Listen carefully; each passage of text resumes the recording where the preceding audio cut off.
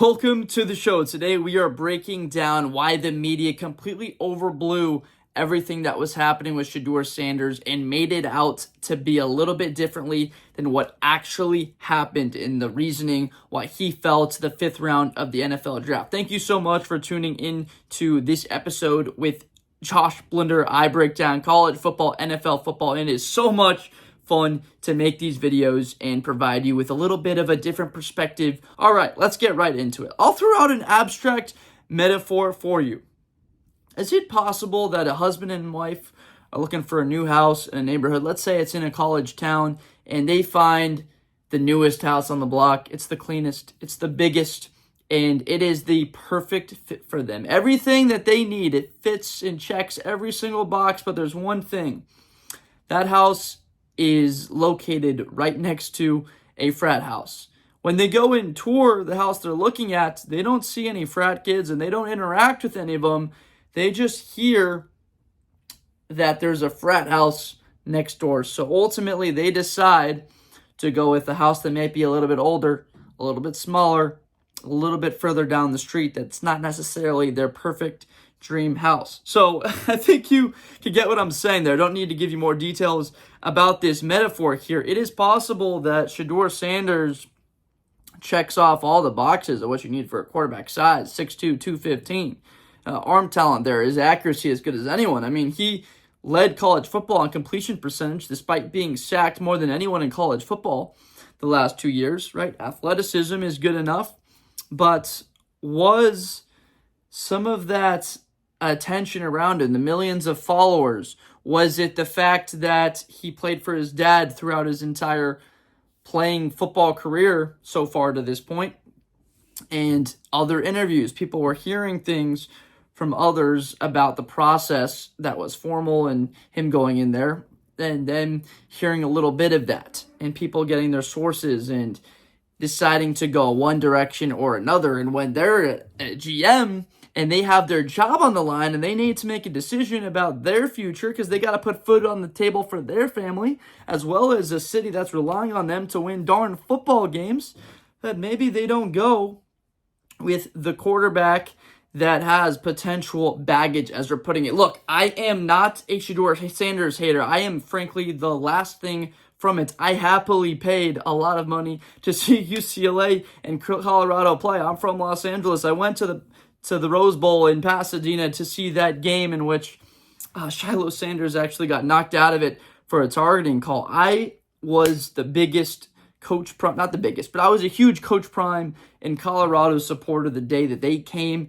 in there. So this is what we're trying to provide. What I like to do on my show is talk about something from an impartial perspective, just tell you what I've heard and what we think about, and then come up with narratives that seem a little bit more realistic, because a guy like Jalen Milroe, that's physically bigger, stronger, he's faster, more athletic with a bigger arm. There are traits there that some people perceive to be a little bit nicer than, like we talked about, that house in the beginning of the video and what he could be.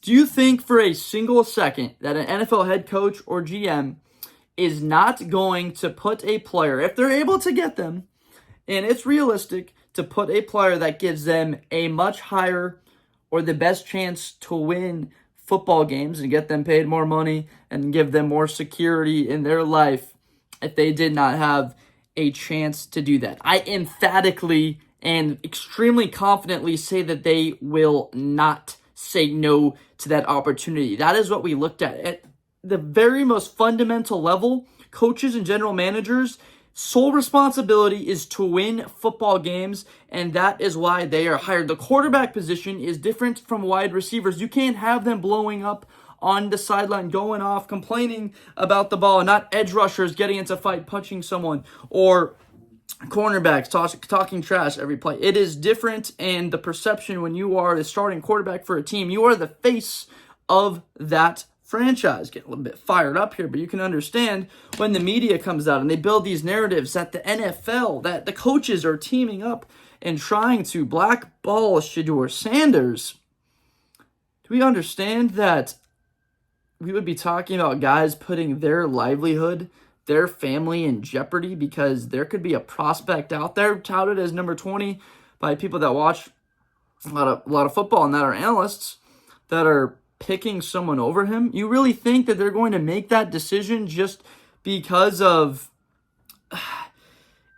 whatever reason? I can't even be able to put my finger on it specifically why, because it just doesn't make any sense for the sport that we enjoy watching so much. I mean, people have different preferences for that house or what is around them. Like, you could be talking about Coach Prime as those neighbors. When you have a player's father come out and say years before that there are teams he won't let them play for, and you know that those are conversations that are happening, teams are circling that guy and potentially saying, yeah, well, I just don't know if we can potentially deal with that. This is not personal on Shedeur. It might have felt like it to him, and it may have seemed like it as he dropped, but the GMs were not watching that magical run with Colorado, and they were 3-0 before they got beat by Oregon, or last year when they were fighting to potentially make it to the Big 12 championship game with a shot with one game to play into the college football playoff.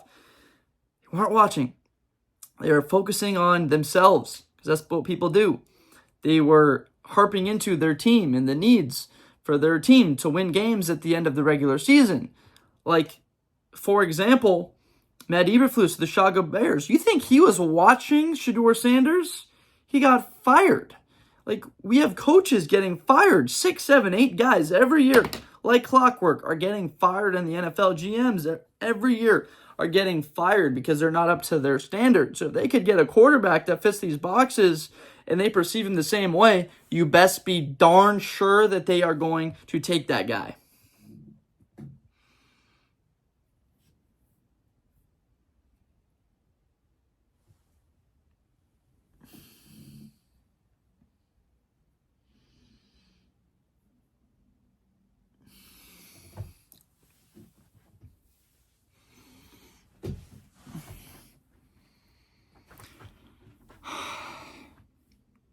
Look, I understand I'm a white kid talking about this, and if you were to bring race into the matter, I'll just look to the fact that Dylan Gabriel is a different ethnicity, right? Jalen Milroe is a different ethnicity. Cam Ward, the first pick in the NFL draft, all of these guys are different ethnicities than the color white, when people potentially make it out to be about skin color as the reason why Shedeur Sanders and the potential baggage, as they call it, that's not the word, but that's what we've heard thrown around in the media as to why he didn't get picked. I do not buy into that simply because of the fact that those guys went higher in the draft, and we can look to it. People can make it out to all of this, but again, we have to remember certain narratives. The topic of Shedeur Sanders is hot. Look at me. I'm talking about it because people are going to have opinions and they're going to speak about it, and that's engagement. That's how it works. So they're going to continue harping on that topic because they know clicks are going to come. So are people really as caring about Shedeur as they make it out to be? That's where I get a little bit concerned. When they're making it out to painting up this kid as someone that means a lot more to them, do they really care about Shedeur? Or do they care about the clicks that might come about acting a little bit more upset than they really are? Because when it's all said and done, Shedeur Sanders gets the chance to play in the National Football League and compete for a starting quarterback role for the Cleveland Browns, and the chance to be as legendary as anything we have ever seen if you were to turn around the Cleveland Browns franchise, which has never won a Super Bowl, which hasn't been to a Super Bowl, and hasn't had hope in such a long time. That would be the definition of legendary. So thank you so much for diving into this with me. Would love to hear your perspective in the comments. Tear me apart, please.